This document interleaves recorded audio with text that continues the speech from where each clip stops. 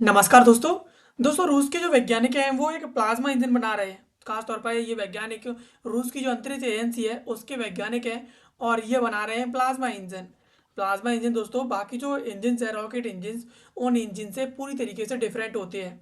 और rocket engine जिस प्रकार से एकदम उड़ करके अपना फ्यूल खत्म करके ख़त्म हो जाते हैं, वहीं प्लाज्मा इंजन लगातार जो है उड़ते रहते हैं और इन्हें डिफरेंट सोर्सेज से जो है पावर मिलती रहती है। तो इसे जो रूस के वैज्ञानिक हैं वो बना रहे हैं। और रूस के वैज्ञानिकों ने इस पर यह भी दावा कर दिया है कि आप मात्र 30 दिन के अंदर प्लाज्मा इंजन के थ्रू मार्स की यात्रा कर सकते हैं, यानी आप मंगल ग्रह पर यात्रा करके वापस लौट सकते हैं। इससे कहीं नहीं कि आपका स्पेस ट्रेवल टाइम है वो कम हो जाएगा। चलिए इन सब के बारे में विस्तार से समझते हैं, क्योंकि ये हमारे लिए साइंस एंड टेक्नोलॉजी की दृष्टिकोण से बहुत ही ज़्यादा महत्वपूर्ण है। तो रूसी वैज्ञानिक प्लाज्मा इंजन बनाने वाली तकनीक पर काम कर रहे हैं, जिससे अंतरिक्ष में सफर करने में लगने वाला जो समय है वो कम हो सके। और इस इंजन के बनने से मंगल ग्रह पर पहुंचकर वापस आना और भी आसान हो जाएगा। यह इंजन पारंपरिक रॉकेट से पूरी तरीके से अलग है और इसे शक्ति जो है परमाणु शक्ति से मिलती है, यानी परमाणु ऊर्जा से इसे पावर मिलती है जो लंबे समय तक बिना किसी परेशानी के यात्रा कर सकता है। यानी बाकी जो रॉकेट्स हैं वो रॉकेट एकदम उड़ करके और जैसे ही उनका फ्यूल खत्म होगा वो खत्म हो जाते हैं, लेकिन ये परमाणु ऊर्जा से पावर गेन करके लगातार उड़ता रहता है, बाकी रॉकेटों की तरह खत्म नहीं होता है। अब प्लाज्मा इंजन वास्तव में होता क्या है इसे समझते हैं। तो प्लाज्मा इंजन को समझने के लिए सबसे पहले हमें समझना पड़ेगा कि आखिरकार प्लाज्मा क्या चीज़ है। तो ठोस द्रव और गैस के बाद आता है प्लाज्मा, जो कि पदार्थ की एक फोर्थ अवस्था है, यानी चौथी अवस्था है। जब किसी गैस को अत्यधिक ऊर्जा दी जाती है तो उसके परमाणु इलेक्ट्रॉनों को खो देते हैं और जिससे एक आयनीकृत गैस बनती है, जिसमें धनायन जो धनात्मक आयन है वो मुक्त इलेक्ट्रॉन होते हैं और इसी को कहते हैं प्लाज्मा। यानी जो प्लाज्मा है वो फोर्थ स्टेज है एक पदार्थ की। और इसे जो है किसी गैस को ज़्यादा ऊर्जा देने से प्लाज्मा बनता है। पारंपरिक रॉकेट अपने ईंधन को जला करके गर्मी पैदा करते हैं, लेकिन प्लाज्मा इंजन विद्युत और चुंबकीय क्षेत्रों का उपयोग करते हैं। यानी जो पारंपरिक रॉकेट है वो जलते हैं, उनका जो ईंधन जलता है तो वो गर्मी पैदा करता है, लेकिन जो प्लाज्मा इंजन है वो विद्युत और इसके अलावा चुंबकीय क्षेत्रों का उपयोग करके आगे बढ़ता है। अब यहाँ पर यह इंजन प्लाज्मा को नियंत्रित करने और उसे बहुत तेज गति से पीछे की ओर धकेलने के लिए विद्युत और चुंबकीय क्षेत्रों का उपयोग करता है, जिससे यान को आगे की ओर गति मिलती है। पारंपरिक रॉकेटों की तुलना में प्लाज्मा इंजन बहुत ही ज़्यादा जो है बहुत ही अधिक विशिष्ट आवेग प्रदान करते हैं, यानी आवेग से काफ़ी ज़्यादा इसे पावर मिलती है। इसका मतलब है कि वे कम ईंधन खर्च करके बहुत अधिक गति प्राप्त करते हैं। यहाँ जहाँ पर रासायनिक रॉकेट कुछ ही मिनटों में अपना सारा ईंधन खत्म कर देते हैं, वहीं प्लाज्मा इंजन है वो महीनों तक लगातार काम करते रहते हैं। यानी इसी प्रकार से जो पारंपरिक रॉकेट है, रासायनिक रॉकेट है, उन रॉकेटों से प्लाज्मा रॉकेट है वो प्लाज्मा इंजन है वो पूरी तरीके से डिफरेंट है। और ये काफ़ी ज़्यादा लंबे समय तक जो है परमाणु ऊर्जा से आगे बढ़ता रहता है। अब इसे आप अंतरिक्ष का मैराथन धावक भी कह सकते हैं। और यह शुरुआत में बहुत तेज़ गति से धक्का नहीं देता है, लेकिन अब पृथ्वी से लॉन्च के समय ऐसा होता है। लेकिन एक बार जब अंतरिक्ष के निर्वात में पहुंचने के बाद ये धीरे धीरे अपनी गति पकड़ लेता है, तो जो मंगल ग्रह है उसकी दूरी को भी ये हफ्ता भर में समेट लेता है। तो यानी ये जब पृथ्वी से शुरुआती तौर में ऊपर की तरफ उठता है तो ये एकदम धक्का नहीं देता है, जैसे पृथ्वी से लॉन्च के समय ज़रूरत होती है धक्के की, तो इस प्रकार से ये धक्का नहीं देता है। लेकिन जैसे ही एक बार ये अंतरिक्ष में पहुंच जाता है तो अंतरिक्ष में पहुंचने के बाद ये अपनी गति को इतनी तेज़ कर लेता है कि मंगल ग्रह की जो दूरी है वो भी हफ्तों में सिमट जाती है। अब प्लाज्मा इंजन कैसे काम करता है तो इसे समझते हैं। तो इसमें एक होता है ईंधन आपूर्ति प्रणाली। तो प्लाज्मा इंजन बनाने के लिए इसमें पहले एक उपयुक्त गैस की आवश्यकता होती है, और ये गैस होती है वो आमतौर पर जेनॉन या फिर आर्गन गैस होती है। और ये एक प्रकार की अक्रिय गैसों में शामिल होती है, उस गैस का उसमें उपयोग किया जाता है। ये गैसें स्थिर होती हैं और इन्हें आसानी से आयनित किया जा सकता है। और इसमें ईंधन आपूर्ति प्रणाली के लिए इन गैसों का उपयोग किया जाता है। फिर आता है आयनीकृत चैम्बर। यह इंजन का वह हिस्सा होता है जिसमें गैस को प्लाज्मा में बदला जाता है, और यह रेडियो फ्रीक्वेंसी यानी आरएफ जनरेटर या फिर माइक्रोवेव ऊर्जा का उपयोग करके गैस के जो परमाणु हैं उनको इलेक्ट्रॉन से अलग किया जाता है। और रूस और नासा के मॉडलों में इस चैम्बर की डिज़ाइन सबसे महत्वपूर्ण होती है, ताकि ऊर्जा की जो है बर्बादी ना हो। यानी इसमें जो जो भी गैस होती है उसे प्लाज्मा में बदलने के लिए आयनीकृत चैम्बर्स का उपयोग किया जाता है, और उनमें रेडियो फ्रिक्वेंसी या फिर माइक्रोवेव का यूज़ करके उसके जो इलेक्ट्रॉन है उन्हें परमाणुओं से अलग किया जाता है। इसके बाद आता है चुंबकीय नोजल। चूंकि जो प्लाज्मा है वो इतना ज़्यादा गर्म होता है कि ये किसी भी धातु को पिघला देता है, तो इसके लिए यहाँ पर एक शक्तिशाली चुंबकीय क्षेत्रों का इसमें उपयोग किया जाता है। और चुंबकीय नोजल है वो प्लाज्मा को किसी धातु को छूने के बजाय इसे एक संकीर्ण धारा में केंद्रित करता है और यान से बाहर की ओर फेंकता है।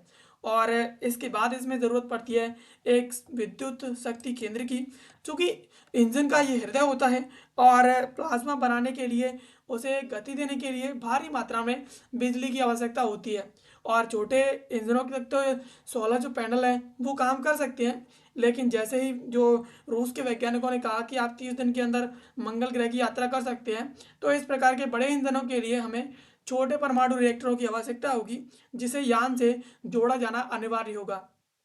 यानी आप अगर छोटा कोई परमाणु जो जो इंजन है, प्लाज्मा इंजन है, तो उसमें तो आप पैनल लगा के काम कर सकती हैं। लेकिन जैसे अगर आप किसी बड़े प्लाज्मा इंजन को बना रहे हैं तो उसमें आपको परमाणु रिएक्टर की आवश्यकता पड़ती है। तो परमाणु रिएक्टर का उपयोग करके इसे विद्युत दी जाती है, और विद्युत से ये कहीं ना कहीं प्लाज्मा जनरेट करता है और वहाँ पर शक्तिशाली जो है पावर देता है। तो इससे कहीं ना कहीं जो प्लाज्मा इंजन है वो आगे की तरफ लगातार आगे बढ़ता रहता है। अब इसकी कार्यप्रणाली की बात करें कि ये काम कैसे करता है, तो सबसे पहले ईंधन टैंक से गैस की एक नियंत्रित मात्रा को आयनीकृत चैम्बर में छोड़ा जाता है, और यहाँ पर गैस पूरी तरीके से ठंडी और स्थिर होती है। लेकिन चैम्बर में प्रवेश करते ही उस पर जो है ऊर्जा की बौछार शुरू हो जाती है, और चैम्बर के बाहर विद्युत ऊर्जा है वो गैस को उत्तेजित करती है। जैसे ही ऊर्जा आपस में टकराते परमाणु हैं वो आपस में टकराते हैं तो ऊर्जा सोखते हैं, और इसमें कहीं ना कहीं वो प्लाज्मा में बदल जाते हैं। अब यह मिश्रित विद्युत का एक सुचालक बन जाता है, जिसे जो चुंबकीय क्षेत्र है उसके माध्यम से नियंत्रित करना संभव हो जाता है। यानी इसमें होता क्या है कि जो ईंधन टैंक है उनमें गैस की नियंत्रित मात्रा को आयनीकृत चैम्बर में छोड़ा जाता है, और जैसे जिस गैस को छोड़ते हैं तो ये पूरी तरीके से ठंडी होती है, और उस दौरान ये जैसे ही उसमें प्रवेश करती है तो इस पर ऊर्जा की बौछार होती है, और जैसे ही उसमें पहुंचती है तो विद्युत ऊर्जा गैस को उत्तेजित कर देती है, और इसमें परमाणु आपस में टकराते हैं और ऊर्जा सोखते हैं, तो ये कहीं ना कहीं प्लाज्मा में बदल जाते हैं, और ये जो जो भी मिश्रण बनता है वो विद्युत ऊर्जा का सुचालक होता है। तो इससे कहीं ना कहीं चुंबकीय क्षेत्र जो है नियंत्रित हो जाता है। अब इंजन के अंदर लगे शक्तिशाली विद्युत ग्रिड या फिर चुंबकीय कॉइल्स इस प्लाज्मा को पकड़ते हैं और इसे अविश्वसनीय गति से इंजन के पिछले हिस्से की ओर फेंकते हैं यानी खींचते हैं। और इस प्रक्रिया को लोरेंट्ज बल्ब के सिद्धांत पर आधारित माना जा सकता है। और जब प्लाज्मा नोजल से बाहर निकलता है तो इसकी गति हजारों किलोमीटर प्रति सेकंड होती है, और ये इसमें काम करता है न्यूटन का थर्ड लॉ यानी तीसरा नियम, क्रिया प्रतिक्रिया का नियम। इसके अनुसार प्लाज्मा जितनी तेज गति से आगे जो है पीछे जाएगा, यान जो है उतनी ही तेज गति से आगे की ओर बढ़ता है। यह नियंत्रित चलने चलने वाली प्रक्रिया की गति को बढ़ाते हैं, और इसी से आगे जो है इसकी जो गति है वो लगातार आगे की ओर बढ़ती जाती है। तो इसमें इस प्रकार से काम किया जाता है कि जैसे ही प्लाज्मा पीछे की ओर जितनी तेज गति से आगे पीछे की ओर जाता है, उतनी ही तेज गति से जो यान है वो आगे की तरफ जाता है, और इसमें न्यूटन का थर्ड लॉ वो काम करता है। अब निर्माण में आने वाली तकनीकी चुनौतियों की बात करें कि वैज्ञानिकों के सामने कौन कौन सी परेशानियां आ रही हैं, तो प्लाज्मा का तापमान सूर्य की सतह जितना गर्म हो सकता है, और ऐसे में इंजन की दीवारों को पिघलने से बचाना सबसे बड़ी चुनौती होती है कि इंजन की दीवारें कैसे बचेंगी। तो यहाँ पर वैज्ञानिक इसके लिए मैग्नेटिक इन्फाइनमेंट का उपयोग करते हैं, और इससे प्लाज्मा इंजन की दीवारों को कभी नहीं छू पाता है। और प्लाज्मा को इतनी तेज गति से फेंकने के लिए बहुत शक्तिशाली सुपर कंडक्टिंग मैग्नेट की आवश्यकता होती है, और इन मैग्नेटों को ठंडा रखने के लिए क्रायोजेनिक सिस्टम की ज़रूरत पड़ती है, जो इंजन के वजन जटिलता से काफ़ी बड़ा होता है। चूँकि जो प्लाज्मा है वो इतना ज़्यादा गर्म होता है, तो ये कहीं न कहीं इंजन की दीवारों को पिघला सकता है। तो वैज्ञानिक इसमें मैग्नेटिक इन्फाइनमेंट का उपयोग करते हैं और इससे कहीं न कहीं जो इंजन है, जो प्लाज्मा है वो इंजन को नहीं जो इंजन की दीवारें होती हैं उन्हें नहीं पकड़ पाता है। और इससे कहीं न कहीं जो क्रायोजेनिक सिस्टम है, इसमें काफ़ी ज़्यादा चीज़ों की ज़रूरत पड़ती है। क्रायोजेनिक सिस्टम और इसमें रिएक्टर इत्यादि सब चीज़ें लगाई जाती हैं, तो ये काफ़ी ज़्यादा बड़ा होता हुआ जाता है। और इसके अलावा कई विद्युत इंजनों में प्लाज्मा के कण समय के साथ इंजन के आंतरिक हिस्सों जैसे कि ग्रिड से टकराने से उन्हें घिस देते हैं। रूसी वैज्ञानिक इसे इलेक्ट्रोड लेस यानी बिना इलेक्ट्रोड वाले डिजाइन पर काम कर रहे हैं, जो बिना घिसे सालों तक चल सकती है। यानी इसमें होता क्या है कि जो विद्युत इंजन है उनमें प्लाज्मा के कण हैं वो इंजन के आंतरिक हिस्सों में जिसमें इलेक्ट्रोड ग्रिड होते हैं, उन्हें उनसे घिस घिस के उन्हें जो है टकरा करके घिसा देते हैं। तो जो रूस के वैज्ञानिक हैं वो बिना इलेक्ट्रोड वाले जो डिज़ाइन है उस पर काम कर रहे हैं, जिससे इसे सालों तक बिना किसी प्रॉब्लम के बिना घिसाए आगे तक जो चलाया जा सकता है। अब 30 दिन में मंगल ग्रह तक पहुंचने के लिए जितने थ्रस्ट की आवश्यकता है उसके लिए मेगावाट स्तर की बिजली चाहिए। और फिलहाल हमारे पास अंतरिक्ष में इतनी बिजली पैदा करने के लिए पोर्टेबल परमाणु रिएक्टरों का पूर्ण विकास होना बाकी है, जो इस इंजन के निर्माण का सबसे कठिन हिस्सा है। यानी जब हम जो मंगल ग्रह है उस तक पहुंचने के लिए इतनी ज़्यादा हमें ज़रूरत पड़ेगी कि थ्रस्ट काफ़ी ज़्यादा होना चाहिए हर एक इंजन का। तो इसमें कहीं न कहीं मेगावाट स्तर की बिजली की आवश्यकता होती है जब हम इतना पावरफुल थ्रस्ट पैदा करेंगे तो। तो उसके लिए हमें परमाणु रिएक्टर्स की ज़रूरत होती है, तो हमारे पास ऐसा कोई परमाणु रिएक्टर है नहीं जो पोर्टेबल तरीके से विकसित हो। तो कहीं न कहीं अभी जो वैज्ञानिक हैं वो परमाणु रिएक्टर पोर्टेबल तौर पर विकसित कर रहे हैं, ताकि जो बड़े-बड़े इंजन्स हैं उनमें इसका जो है उपयोग किया जा सके। अब यहाँ पर परमाणु ऊर्जा और प्लाज्मा इंजन की तालमेल की बात करें तो मंगल की यात्रा के दौरान जैसे-जैसे यान सूर्य से दूर जाता है तो सोलर पैनल है उनकी क्षमता कम होती जाती है। यानी सोलर पैनल है वो विद्युत ऊर्जा देना कम कर देते हैं और इसीलिए हमें शक्तिशाली प्लाज्मा इंजन केवल ऊर्जा जो सौर ऊर्जा है उस पर निर्भर रह करके 30 दिन का लक्ष्य हमारा पूरा नहीं हो सकता है। हम 30 दिन तक जो मंगल ग्रह है उस पर नहीं पहुंच सकते हैं। तो रूस की जो रोसाटॉम कंपनी है वो एक न्यूक्लियर टग यानी जीसस पर काम कर रही है और यह एक ऐसा अंतरिक्ष यान होगा जिसमें एक परमाणु रिएक्टर लगा होगा जो विशेष रूप से प्लाज्मा इंजन को बिजली देगा। और यह ऊर्जा इंजन को वह अतिरिक्त धक्का प्रदान करेगी जो उसे असाधारण गति तक पहुंचाएगा, यानी उसे उस लेवल का थ्रस्ट देगा जो 30 दिन के अंदर अंदर जो है मंगल ग्रह तक पहुंचा सके। तो इस प्रकार से टारगेट रख करके जो रोसाटोम कंपनी के जो वैज्ञानिक हैं वो इस पर काम कर रहे हैं और एक पोर्टेबल रिएक्टर बना रहे हैं जिसे न्यूक्लियर टग जिसे जीसस नाम दिया गया है उस पर काम कर रहे हैं। एंड इसके अलावा परमाणु रिएक्टर को अंतरिक्ष यान में लगाना जो है सुरक्षा के लिहाज से बहुत ही ज़्यादा चुनौतीपूर्ण होता है और जिसे चालक दल से काफ़ी दूर रखा जाना चाहिए और इसमें भारी रेडिएशन शील्डिंग की आवश्यकता होती है। निर्माण के दौरान इन सभी भारत को संतुलित करना वैज्ञानिकों के लिए एक बड़ी पहेली है, जो है बहुत बड़ी पहेली बन चुकी है।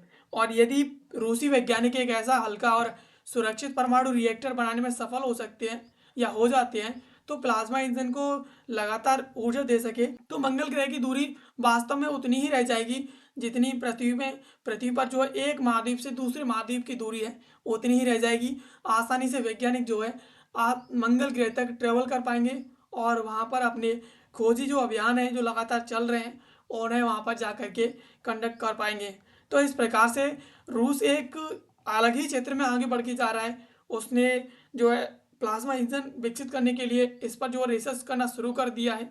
इसमें सबसे ज़्यादा इशू है वो ये है कि प्लाज्मा जो है इंजन की दीवार से टकराता है तो कहीं ना कहीं उसे क्षति पहुंचाएगा, तो प्लाज्मा को कैसे कवर किया जाए। इसके अलावा प्लाज्मा को लगातार उतनी ही पावर पर रखने के लिए उसे विद्युत कैसे दी जाए, तो उसके लिए पोर्टेबल परमाणु रिएक्टर्स बनाने में जो है रूस के वैज्ञानिक है वो उस पर काम कर रहे हैं जिसे जीसस कहा जा रहा है। तो इस प्रकार से लगातार जो है रूस के वैज्ञानिक लगे हुए हैं और आने वाले समय में हो सकता है कि वो इन सब चीज़ों में सफल हो जाएं और सफल होते ही वो एक ऐसा इंजन बनाएंगे जो लगातार बगैर किसी प्रॉब्लम के एक ही रूट में एक ही समान गति पर आगे बढ़ता रहेगा।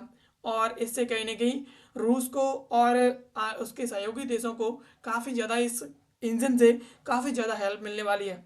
तो आई होप वीडियो आपको पसंद आई होगी। ऐसे वीडियोस के लिए आप हमें सब्सक्राइब कर लीजिए। मिलते हैं किसी अगले वीडियो में किसी नए महत्वपूर्ण टॉपिक के साथ। तब तक के लिए आप सभी का बहुत बहुत धन्यवाद।